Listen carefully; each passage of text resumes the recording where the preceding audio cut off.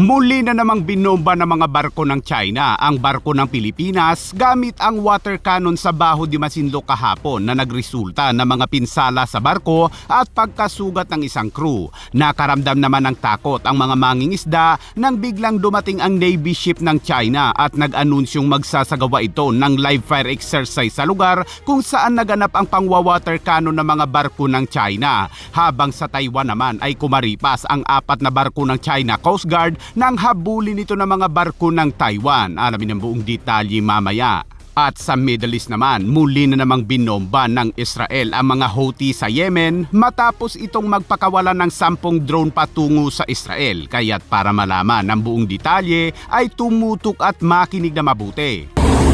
Stop!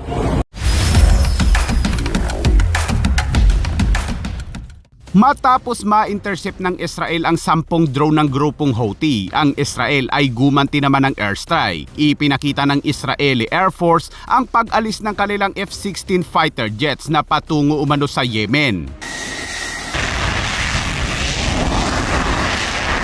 Base sa report ay 12 mga bomba ang pinakawala ng Israeli Air Force sa 3 iba't ibang mga daungan sa Hudaida sa Yemen at ang mga target ay ang mga pasilidad na konektado umano sa grupong Houthi.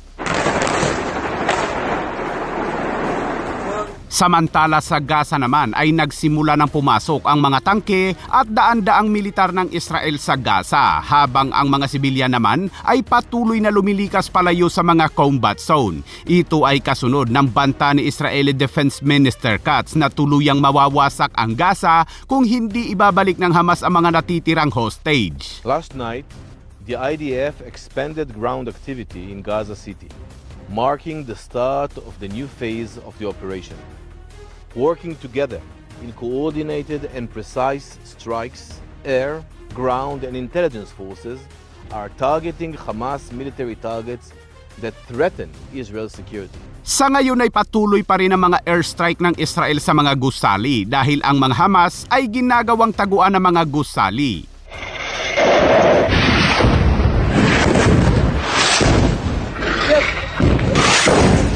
At sa ibang balita naman, hinabol ng mga barko ng Taiwan Coast Guard ang 4 na barko ng China Coast Guard na iligal umanong pumasok sa kanilang karagatan. Kita sa video na kumakaripa sa mga barko ng China habang hinahabol ito ng mga Taiwan Coast Guard. China Coast Guard 14507. China Coast Guard 14507. This is ROC Taiwan Coast Guard Patrol Vessel KB3520 calling. Ayon sa pahayag ng Taiwan Coast Guard, ang 4 umanong mga barko ng China Coast Guard ay nagpatay umano ng identification system bago ito pumasok sa kanilang teritoryo. Pero wala silang lusot dahil sa mahigpit na pagbabantay o pagpapatrolya ng mga Taiwan Coast Guard. At habang kanila umanong hinahabol ang mga ito, ay sinasabi naman umano ng China Coast Guard sa radyo na bahagi umano ng kanilang teritoryo ang lugar. 海域秩序及安全，请立即转向，尽速离开我方水域，否则我船。海面全视野，环视左右。 Noong Lunes nangyari yan, habang kahapon naman Martes ng umaga, ang barko ng Bureau of Fisheries and Aquatic Resources na BRP Dato Gumbay ay dumating sa Baho de Masinloc kasama ang Philippine Coast Guard para sa pananatili ng inisyatiba na KBBM o Kadiwa para sa Bagong Bayaning Mangingisda.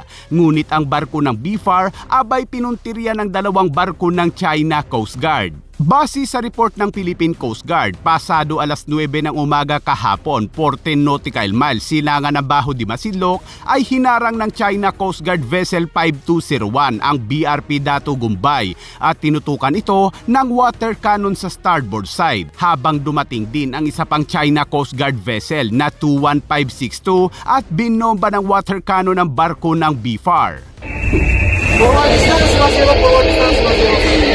Starboard clear, sir.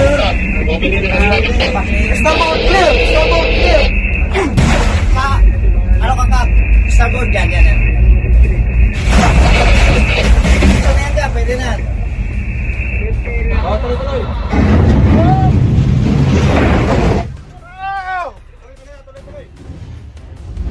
Wina-water cannon nila sa likod, wina-water cannon nila sa harap. Tapos lilikuan nila ng gano'n. Talaga naman kung tatama talaga sa kanila. But again, it was not intentional. Ang barko ng Pilipinas ay epektibo umanong nagsagawa ng mga safety maneuvers upang maiwasan umano ang anumang posibleng pinsala. Ngunit kahit anong iwas ay nagresulta pa rin na malaking pinsala sa BRP Datu Gumbay, kabilang ang mga basag na salamin mula sa kaliwang bintana, pinsala sa mga partisyon ng kabin ng kapitan, isang short circuit na nakaapekto sa mga saksakan ng kuryente, 5 panlabas na air conditioning unit at isang tauhan naman ng BFAR ang nagtamo ng sugat. 菲律宾3016团，这里是中国海警330舰，已在我舰首进行大角度转向，对我装备、人员安全造成威胁。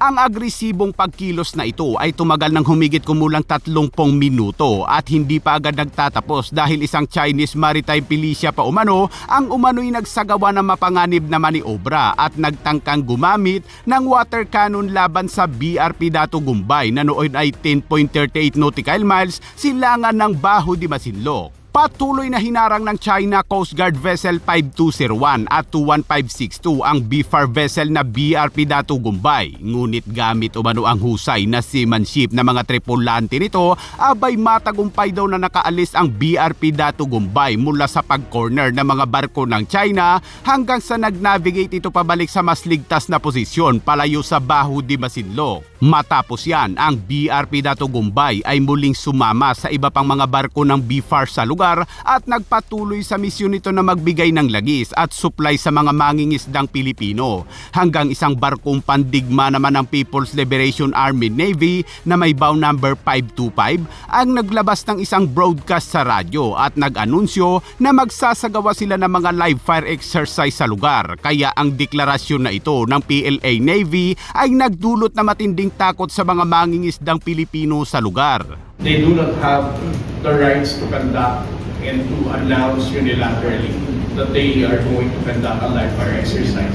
Sa kabila ng mga masasamang aksyon ng mga barko ng China, sinabi ng Philippine Coast Guard at BFAR na nananatili silang nakatuon sa pagtaguyod ng ating maritime jurisdiction sa West Philippine Sea at protektahan ang kaligtasan at seguridad ng mga mangingisdang Pilipino.